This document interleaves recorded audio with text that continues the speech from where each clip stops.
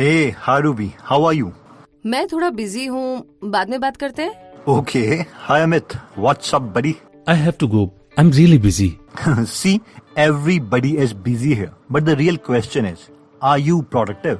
तो अगर आपको भी ऐसा लगता है कि आपके पास टाइम कम है लेकिन आपकी लाइफ बहुत बिजी है, तो आज की ये वीडियो इसी टॉपिक पर है, जहाँ पर हम देखेंगे कि 21 दिन के अंदर अपने माइंड को हैक करके एक बिजी लाइफ से एक प्रोडक्टिव लाइफ कैसे जिए। इसके लिए हम काफी सोर्सेज का सहारा लेंगे, इंक्लूडिंग सर जॉन हार्ग्रेव की book mind hacking, how to change your mind for good in 21 days से। So let's start. तो सबसे पहला स्टेप आता है एनालाइजिंग। अगस्त 3, 2012 में नासा के इंजीनियर्स को 7 मिनट के डर से गुजरना था, क्योंकि उस दिन एक रोबोटिक रोवर जिसका नाम क्यूरियोसिटी था, उसे मार्स प्लैनेट में लैंड करना था। इस प्रोजेक्ट में नासा ने $2.5 बिलियन स्पेंड करे थे। उस 7 मिनट में क्यूरियोसिटी रोवर को मार्स के एटमॉस्फेयर में 13,000 माइल्स पर आवर की स्पीड से डिक्रीज होके 0 माइल पर आवर की स्पीड पर आना था।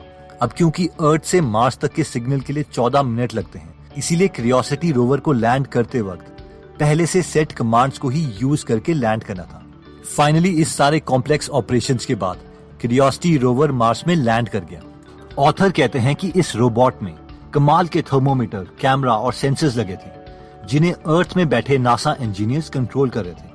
अगर हम खुद को देखें तो हम भी इस रोबोट की तरह ही हैं। बेशक हमारे पास इस रोबोट की तरह कैमरा या थर्मोमीटर ना हो, लेकिन हमारे पास आंखें हैं, नाक है, कान है और स्किन है, जिसे हमें डेटा मिलता है। अब जैसे क्यूरियोसिटी रोवर के पास माइक्रो प्रोसेसर है, यानी एक चिप है ब्रेन की तरह जो सेंसर्स को कंट्रोल करती है, वैसे ही हमारे पास माइंड है जिससे हम अपने सेंसर्स कंट्रोल करते हैं। लेकिन सवाल ये है कि क्यूरियोसिटी रोवर के माइक्रो प्रोसेसर को कौन कंट्रोल कर रहा था, यानी उसके ब्रेन को कौन कंट्रोल कर रहा था? ऑब्वियसली अर्थ में बैठे नासा इंजीनियर्स। और वैसे ही हमारे माइंड को कौन कंट्रोल करता है, और वो है हम। 21 दिनों में अपने माइंड को हैक करने का सबसे इम्पोर्टेंट कॉन्सेप्ट इससे आता है कि you are not your mind, यानी हम और हमारा दिमाग अलग है। इस कॉन्सेप्ट को समझने के लिए एक सिंपल एग्जांपल लेते हैं। मान लीजिए आप मूवी देखने मूवी थिएटर में जाते हैं। मूवी स्टार्ट होने से पहले आपका माइंड एनालिसिस करता है और सोचता है यार ये मूवी कैसी होगी, और आप एक्साइटेड हो जाते हैं। अब मूवी स्टार्ट होती है और मूवी के डायरेक्शन, सिनेमेटोग्राफी, एक्टर्स की एक्टिंग इतनी अच्छी है कि आप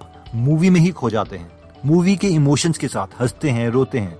हम ये भूल जाते हैं कि ये मूवी है और हमें लगने लगता है कि ये रियलिटी। एग्जैक्टली इसी तरीके से हमारा माइंड और हम दो अलग चीजें हैं। जो माइंड सोचता है वो रियलिटी नहीं है, लेकिन हम उसे मूवी की तरह रियल मान लेते हैं और इमोशंस में आ जाते हैं, फ्यूचर या पास्ट के बारे में सोचने लग जाते हैं। इसीलिए हमें अगले 21 दिनों तक एक माइंड गेम खेलनी होगी, और वो माइंड गेम ये है कि जैसे ही हमें इस वीडियो की याद आती है, हमें खुद से सिंपल एक क्वेश्चन पूछना है, और वो है कि मेरा माइंड इस वक्त क्या सोच रहा है। That's it. और सिर्फ ये सोचने से कि हम और हमारा माइंड अलग है, हमारा माइंड हैकिंग का प्रोसेस शुरू हो जाएगा। नेक्स्ट स्टेप एनालाइजिंग में आता है रिक्लेमिंग अटेंशन और रिट्रेनिंग योर कंसंट्रेशन। आइए इसे सिंपल वर्ड्स में समझते हैं। रिक्लेमिंग अटेंशन का मतलब है कि हम कॉन्शियसली दिन में थोड़े टाइम के लिए गेम नंबर 2 प्रैक्टिस करेंगे, जिसका मतलब है कि हम अपनी अटेंशन किसी को भी नहीं देंगे।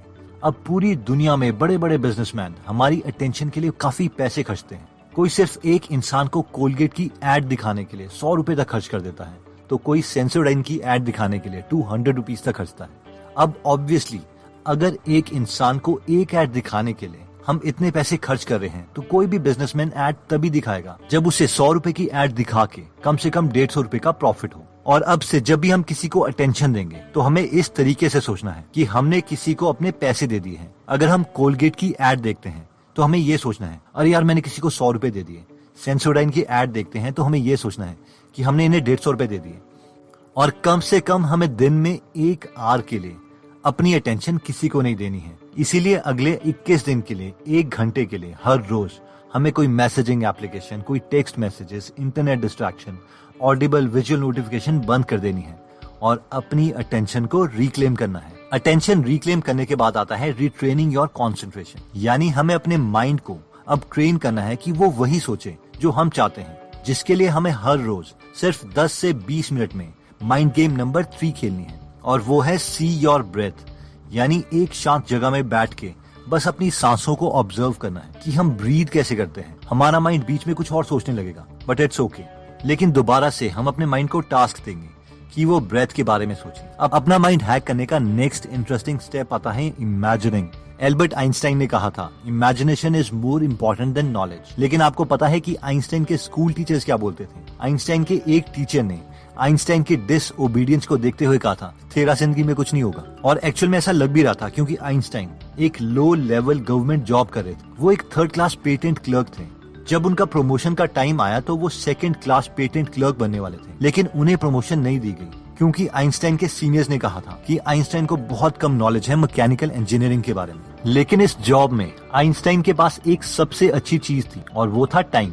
और इस टाइम के साथ उनके पास था दुनिया का सबसे बड़ा टूल, इमेजिनेशन। आइंस्टाइन हमेशा अपने फ्री टाइम में लाइट के बारे में हमेशा इमेजिन करते रहते थे। क्या होगा अगर मैं लाइट के साथ ट्रैवल करूं? क्या होगा अगर मैं एलिवेटर से गिर जाऊं? और इस इमेजिनेशन की वजह से वो दुनिया के नंबर 1 फिजिसिस्ट माने जाते हैं। इसलिए जो भी चीज हम इमेजिन करेंगे हमारे साथ वही होगा। अगर हम इमेजिन करते हैं कि हमारी शादी अच्छी नहीं चलेगी तो वैसा ही होगा। अगर हम इमेजिन करते हैं कि हम एक अच्छी बॉडी शेप अचीव नहीं कर पाएंगे तो वैसा ही होगा।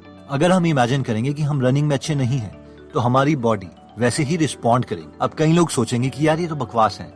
अगर मैं सोचूंगा कि मैं करोड़पति बन जाऊं तो क्या मैं एक्चुअल में करोड़पति बन जाऊंगा? अब ऑब्वियसली ऐसा भी नहीं होगा। लेकिन अगर हम डिटेल में करोड़पति बनने के प्लान्स इमेजिन करते हैं तो माइंड हमेशा एक्टिव स्टेट में रहेगा, और जिस मूवमेंट में हमें कोई पैसा कमाने की अपॉर्चुनिटी दिखेगी तो हम उसे पा लेंगे। और ये साइंटिफिक स्टडीज से प्रूव्ड है।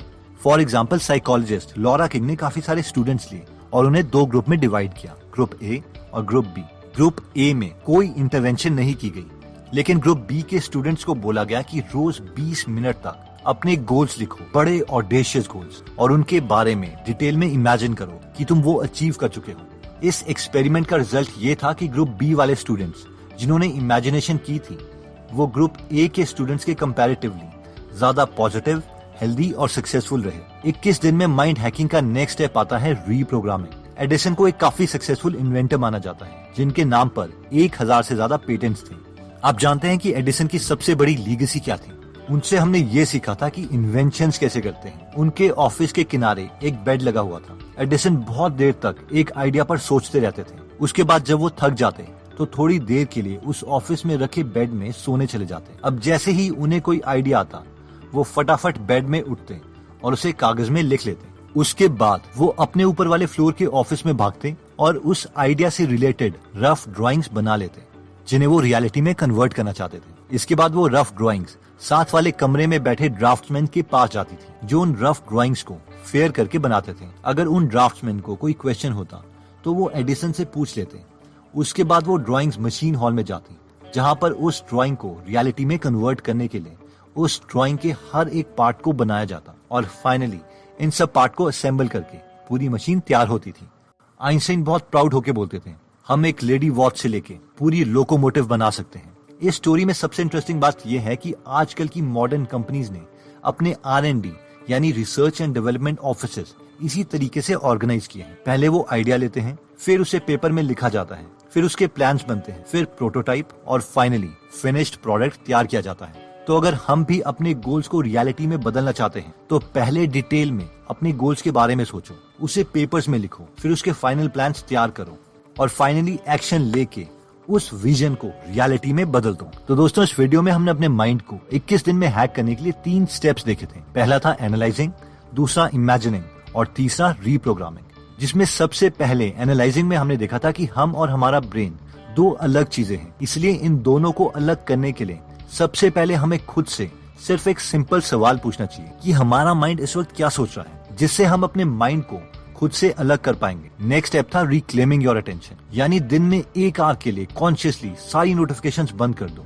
और फाइनली था रीट्रेनिंग योर कॉन्सेंट्रेशन, जिसमें हमने देखा था कि अपनी ब्रेथ पर फोकस करने की माइंड गेम खेलो, ताकि हम अपने माइंड को ट्रेन कर सके कि उसे वही सोचना है जो हम चाहते हैं, ना कि जो वो चाहता है। नेक्स्ट स्टेप था इमेजिनिंग, जिसमें हमने देखा था कि हमें कॉन्शियसली डिटेल में वो चीजें इमेजिन करनी है जो हम बनना चाहते हैं। और थर्ड स्टेप था रीप्रोग्रामिंग, जिसमें हमने देखा था कि अपने गोल्स पाने के लिए पहले किसी चीज पर कॉन्सेंट्रेट करो, फिर उस प्लान को रफ पेपर में लिख लो, फिर उसके बाद फाइनल टेंटेटिव प्लान्स बनाओ, और फाइनली एक्शन लेना है ताकि हम अपनी विजन को रियलिटी में कन्वर्ट कर सके। दोस्तों, अपने माइंड को पॉजिटिवली प्रोग्राम करने के लिए एक और बेस्ट मेथड है, और ये है कि हम इस नेगेटिव सोसाइटी में अपने लिए एक ऐसा एनवायरनमेंट क्रिएट करें जिससे हम हमेशा पॉजिटिव आइडियाज अपने माइंड में डालते रहें। अब ऑब्वियसली सवाल ये आता है कि ये हम करेंगे कैसे, क्योंकि कोई ना कोई हर रोज हमारे माइंड में नेगेटिव चीजें डालता ही रहता है। तो इसके लिए हम रेकमेंड करेंगे कि आप बुक्स पढ़ो।